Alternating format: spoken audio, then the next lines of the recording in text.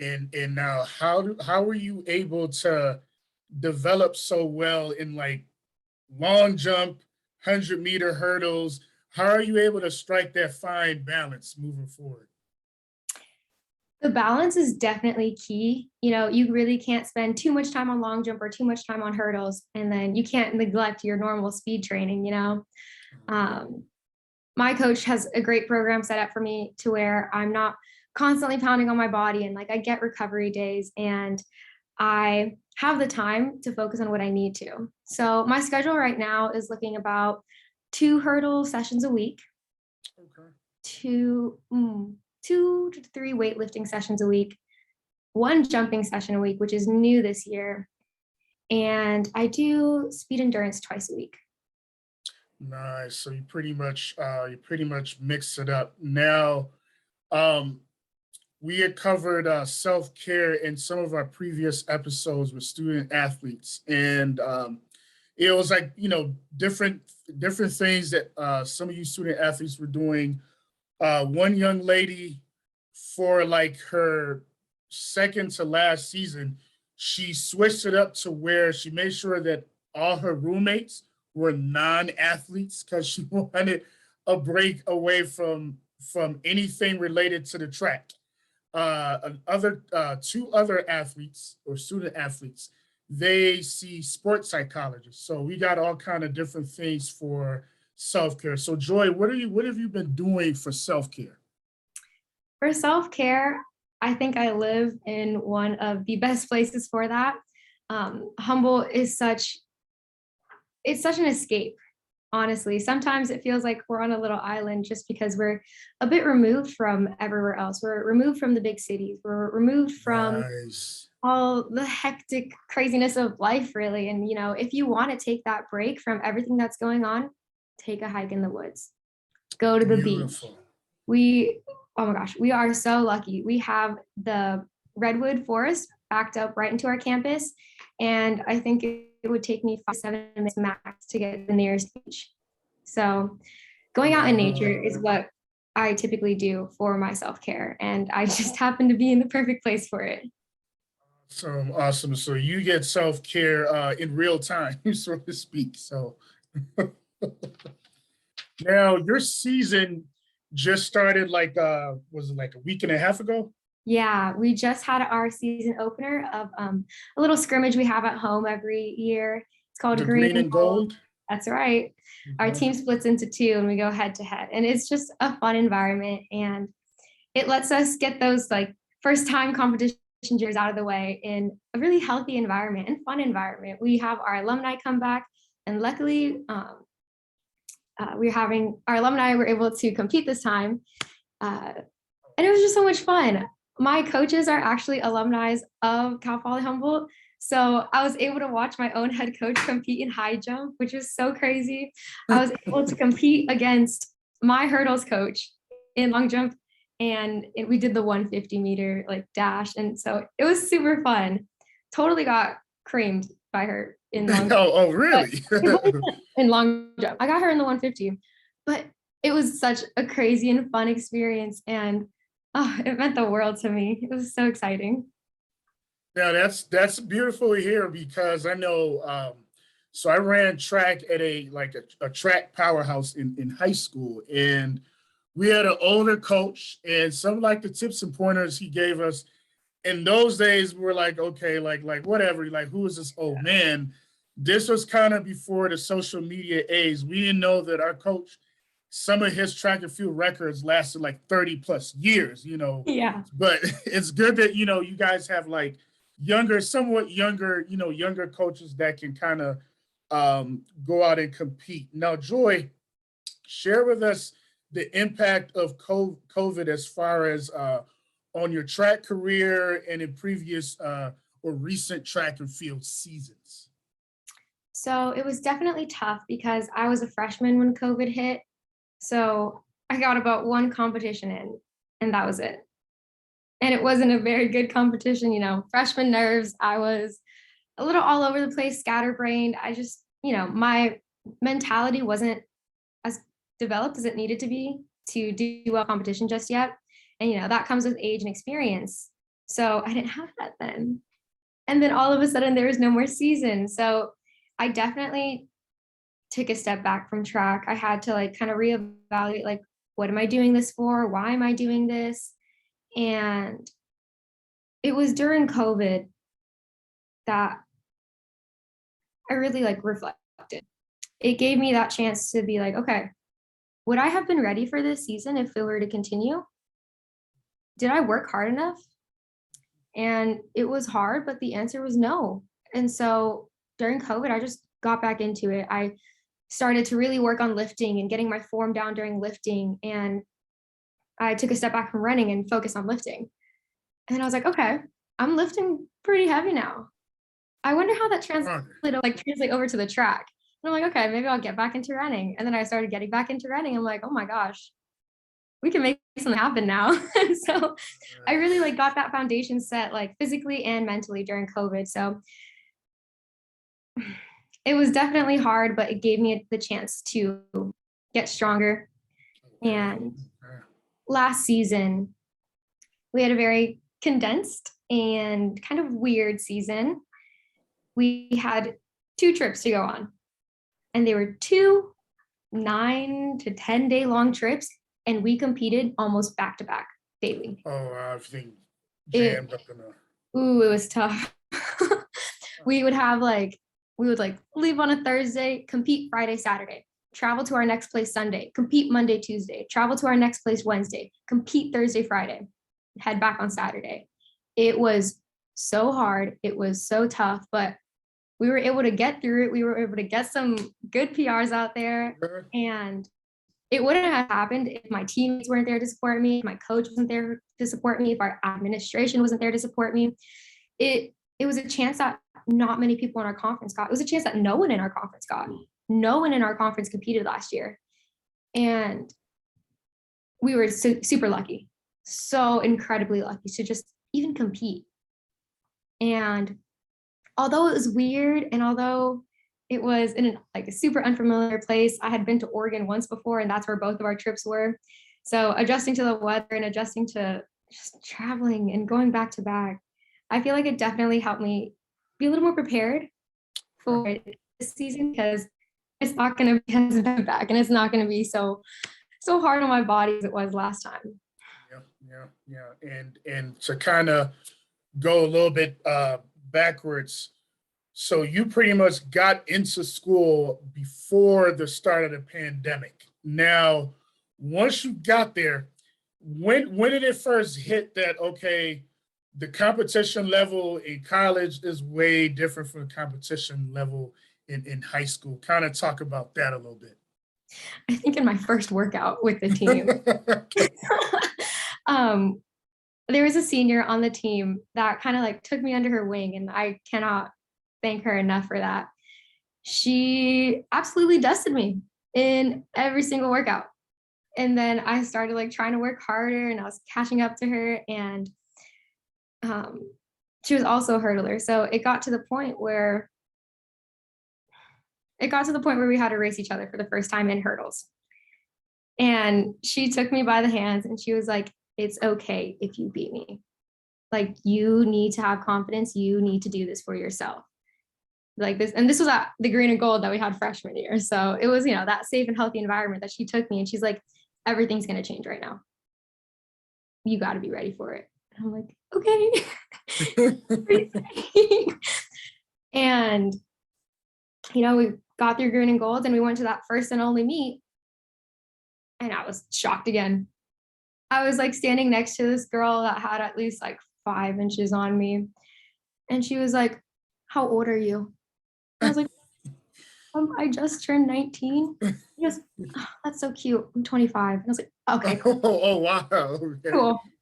So there was definitely like a bunch of little shocks along the way. And then last season, I really got to adjust. I'm like, okay, we're at a high level competition. There's a reason I'm here. I got to compete too. Yeah. And that kind of mirrored a few of our student athletes when once they, they had to remind themselves like, okay, I'm not here by luck. Hundreds of thousands of people participate in high school sports, but not everybody's getting a scholarship. Not everybody's competing. Mhm. at the collegiate level, I'm here for, for a reason. Now, another typical challenge that came up was our student athletes having to change up their diets. Like they couldn't eat the same foods they ate in high school. How was that for you, Joy? I definitely struggled with eating and food and fueling my body properly freshman year. It it was a rough road. I didn't know what I needed to eat. I didn't know how much to eat. I went from like barely eating in high school to like now having to like really fuel my body for all these like double days that we do. And there was a lot of conversations with my coach, and being a female athlete, I definitely think that like, there is a struggle with food and a struggle with being okay with eating, and that's hard. Luckily for me, my coach is a female. She was a female athlete, and she understood the struggle. She heard me out, and she really provided me with that guidance to what would be happy, like what would help me. Like it was definitely that shifting that mindset to like just eating to fueling my body. And, I had to find foods that I like to eat and that were also good for me. Okay, so So you don't want to taste like have a bunch of food on your plate that tastes like rubber or cardboard. You still yeah, want to enjoy what you're eating. yeah. So the biggest thing that I changed in my diet was just eating a lot more whole foods, whole and fresh veggies. In Humboldt, we have such a great farmers market. We have such great produce up here that I'm really fortunate to have access to all these great vegetables and fruits. So, like as long as I'm eating enough and what makes me happy, I just try to make sure there's a green on there, a protein on there, and a carb on there. And whatever combination that is good for me.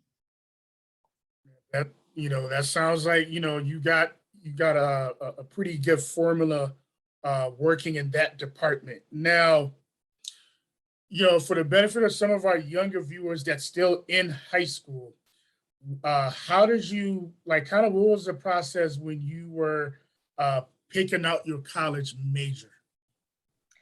So I've always loved the idea of helping people with their mental health or dealing with people. I love people. I'm a people person. I love talking to people and I love interacting with people.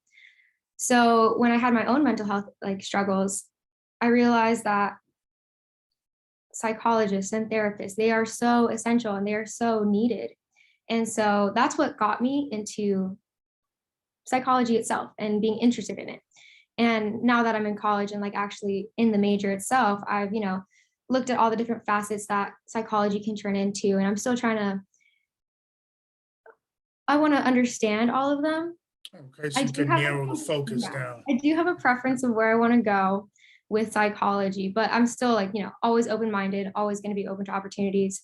But in high school, it was definitely hard because, you know, I feel like people are very ambitious in high school and until they get to college, they don't realize how hard everything is. But I remember like hearing all my like classmates talking about all these like super complicated majors they want to go into. And I'm like, hey, if that's what's gonna make you happy, go for it. Whatever works. Psychology is gonna make me happy and I'm okay with that. You can think whatever you'd like, but I think just having the confidence in choosing something that's right for you, despite what everyone else is doing, that is what really helped me in high school, getting through all of that. Definitely appreciate you sharing that. Some of our student athletes, they start off with one major and they switch to something else. One young lady on the show, I believe she started off in, I want to say speech pathology, and then she ended up switching to like sports management because she realized that when her career is all said and done, she wants to perhaps be like an athletic director or something involved in directly involved in sports. So, different strokes for different folks. Now, Joy, what advice would you have for a high school student athlete, 11th grade, more so 12th grade? They're hoping to get a college scholarship. Got to be confident. You have to realize your self value because it's really easy, especially in track and field. It is so easy to compare yourself to other people, to base your self-worth off of these numbers and these marks that you get. But, especially in college athletics, yeah, your marks are very important, but the type of person you are is very important as well. A coach isn't going to want to bring someone on with a big ego. You got to be a team player. Even in like an individual sport like track, you got to be a team player. You got to have that good energy to bring. And so when you can offer more than just your marks, if you can offer being a good person and a good student, very important, a good student, I feel like you're going to have that confidence. You're going to have that ability to be like, you know what, I'm well-rounded. This is what I can bring to your program. And, you got to go for it. I've known a lot of really good athletes that just didn't have that confidence or that ambition to go after what they want. And, they lost out on a great opportunity of competing in college. And it breaks my heart because I truly believe that these athletes could have gone super far. But it's that self-discipline to put yourself out there, to be willing to talk to coaches, to be willing to go visit schools you would have never really thought about visiting, and especially in my case, Humboldt's a D2, but it's where I found my happiness. It's where I found a program that I believed in. It was the right fit for me. I found a coach that I truly believed in. I could get behind this coach and I would be proud to be her athlete. I would be proud to be in this athletics program. And that's what's important when you're looking at different colleges while being in high school. Definitely appreciate the insight. You're very transparent with that. Obviously there's some sacrifices that some of our high schoolers will have to make to get to that level. Now, last week, I learned something new because track and field is all within my wheelhouse. Mhm. But I had a young lady. She's an MMA fighter on the show, I saw and yeah, I was kind of asking her do you watch film of your opponent leading up to the fight? How often do you watch film? Now, for a track and field athlete, do you watch film of like pro runners that do your event, or do you kind of just learn from your coach and move forward with that? Personally, I love watching the pros. I appreciate the model they set for everyone in track and field.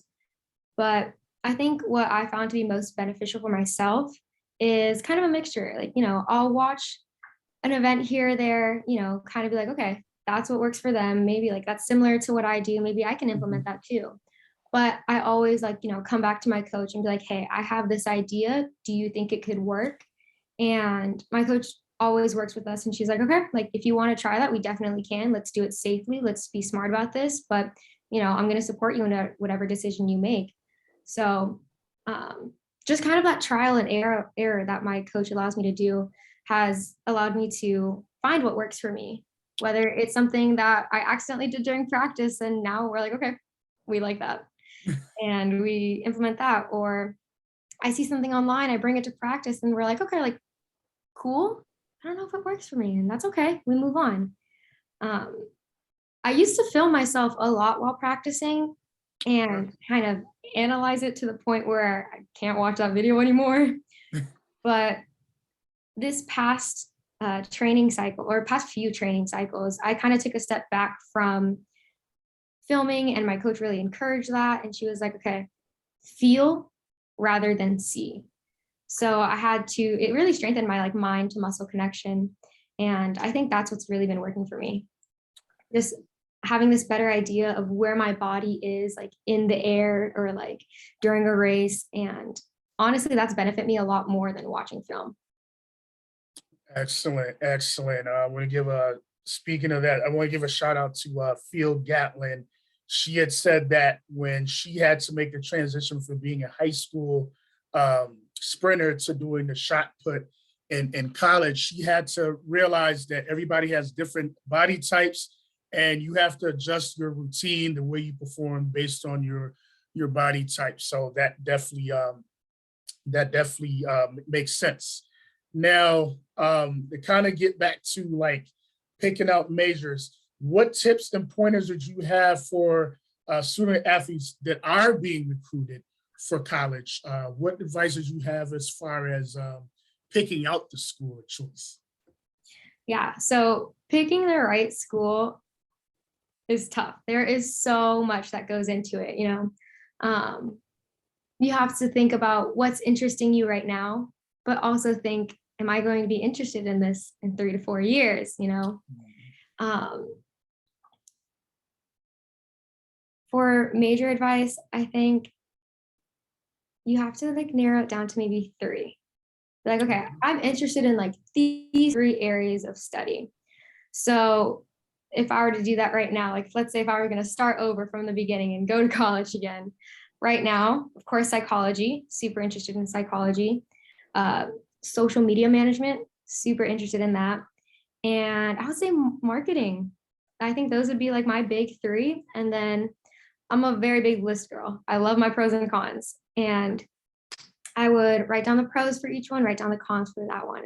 That could be, okay, pros, I could go into this kind of field. I could do this kind of job. Cons, okay, if I were to do this, would I need more schooling? Would I need another, like, would I need a master's? Like, what would that route entail?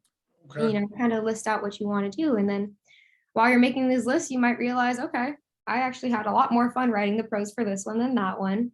And even if you do decide on one and you go into that major, you can always change. Like, Facts. you're never locked in until maybe like your senior year, then you got some thinking to do. But I feel like you can always like make that choice. And even if you are that far, if you're not happy, change it.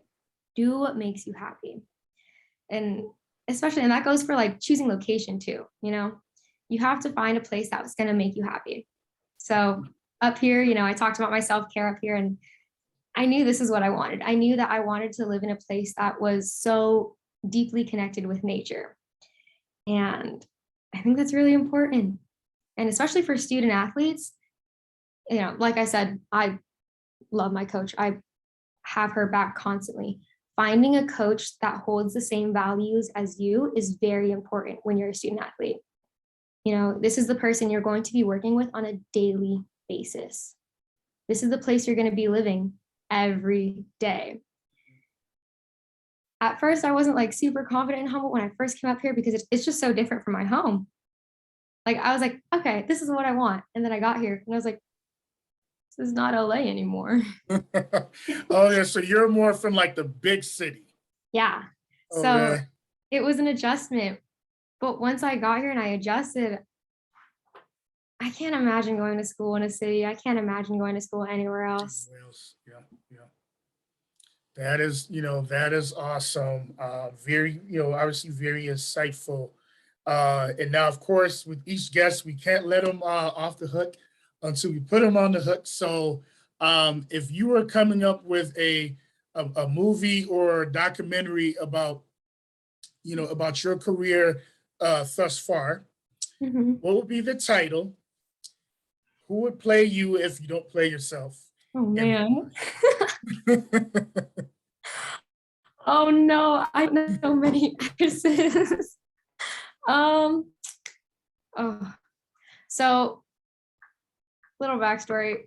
In high school, my track program, when it was in a constant transition era, it was tough. It was a really tough environment to like, you know, try to develop and stuff. But I had this mentor, and she's not that much older than me, and she actually became my best friend. And she was also a hurdler. Her phrase was always just get over it. Like, she's a hurdler, get over it.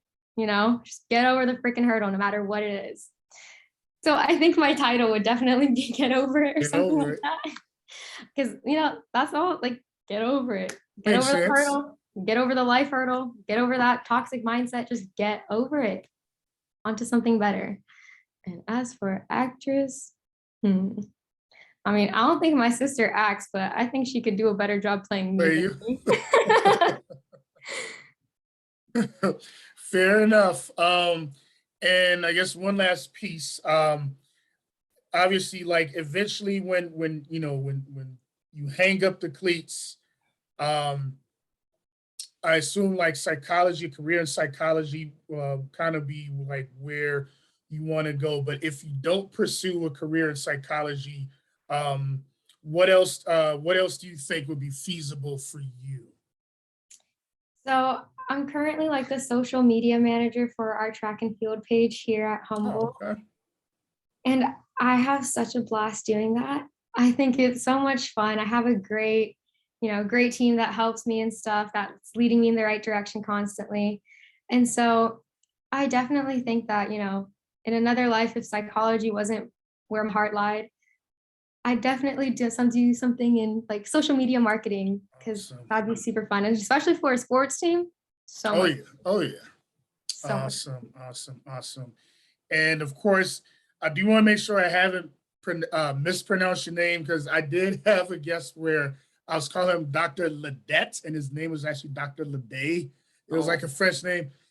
I did pronounce your name correct. It's Joy Hano, right? Hano, Hano. Hano. Okay, Joy Hano. There I go. No, it's phonetic and it throws everybody off. It's literally ha. No, it's okay. Joy Don't worry Hano. about it. Okay. Well, Joy, I want to thank you once again for taking time out of your schedule. I want to give a shout out to the Lumberjacks and continual blessings and success to all your future endeavors. Thank you so much, Joy. Thank you so much for having me. It was really fun. I really enjoyed this. Thank you. Thank you. Take care. Bye bye. Bye.